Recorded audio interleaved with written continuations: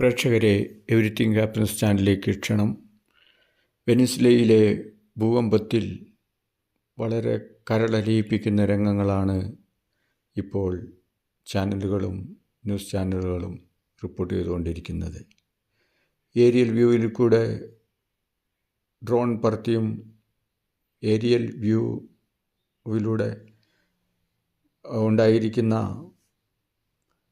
ഭൂകമ്പത്തിലുണ്ടായിരിക്കുന്ന നാശനഷ്ടങ്ങൾ വിലയിരുത്തുമ്പോൾ വിചാരിച്ചതിലും വളരെയധികം നാശനഷ്ടങ്ങളാണ് ഉണ്ടായിരിക്കുന്നത്.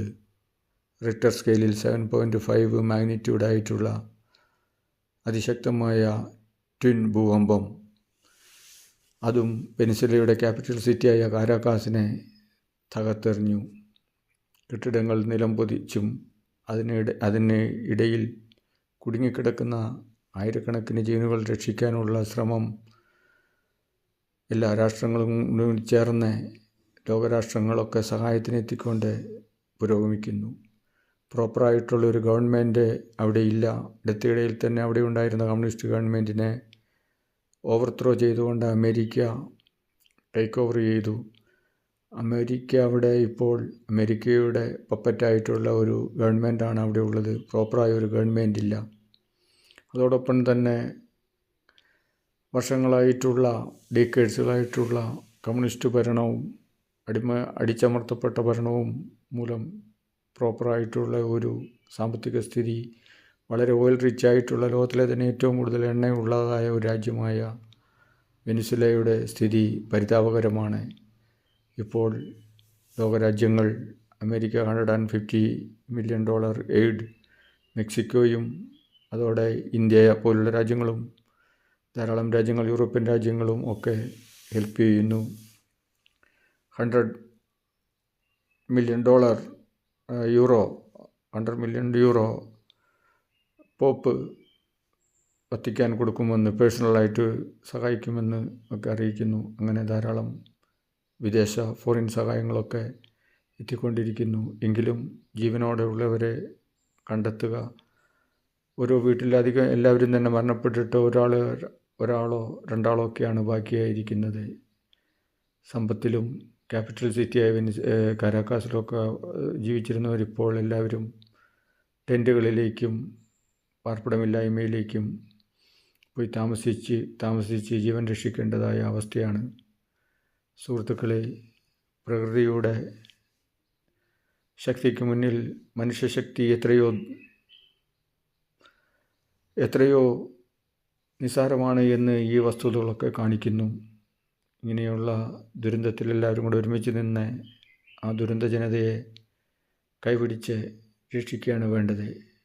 അതോടൊപ്പം തന്നെ ഈ ലോകരാഷ്ട്രങ്ങളൊക്കെ നടത്തുന്ന സ്വാർത്ഥതയ്ക്ക് വേണ്ടിയിട്ടും സമ്പത്ത് പിടിച്ചെടുക്കുന്നതിന് വേണ്ടിയിട്ടും ഓയിൽ റിച്ച് ആയിട്ടുള്ള കൺട്രികളെയൊക്കെ രാജ്യങ്ങൾ ആക്രമിച്ച് കീഴ്പ്പെടുത്തുന്നതും ആക്രമിച്ച് മാനവികതയ്ക്ക്, മനുഷ്യ നന്മയ്ക്ക് നാശം വരുത്തുന്നതുമായ കാര്യങ്ങൾ നമ്മൾ കണ്ടുകൊണ്ടിരിക്കുകയാണ്.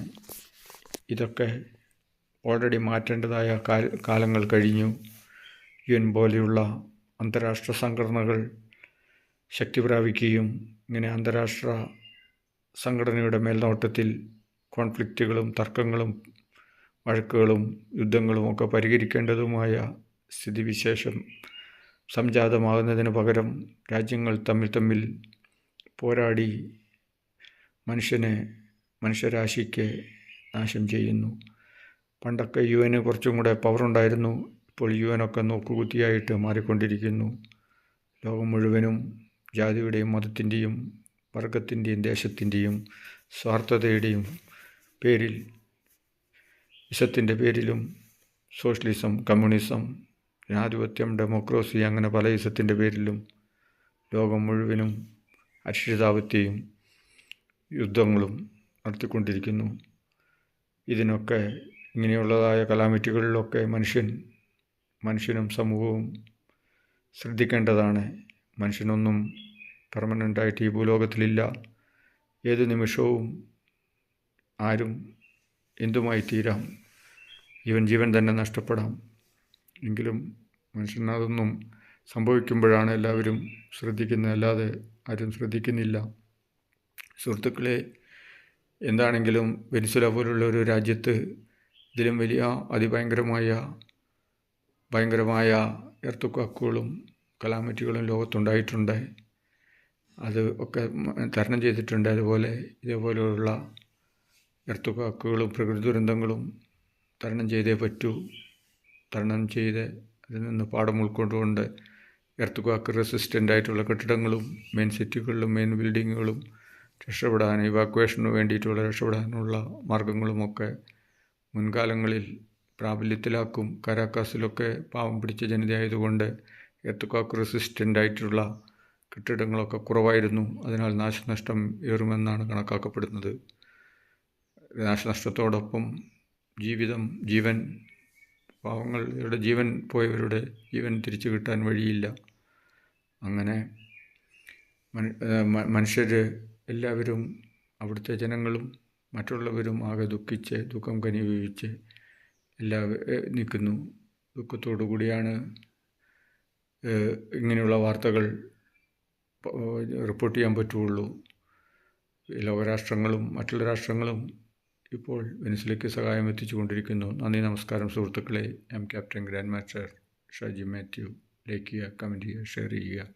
Thank you. ഔട്ട്.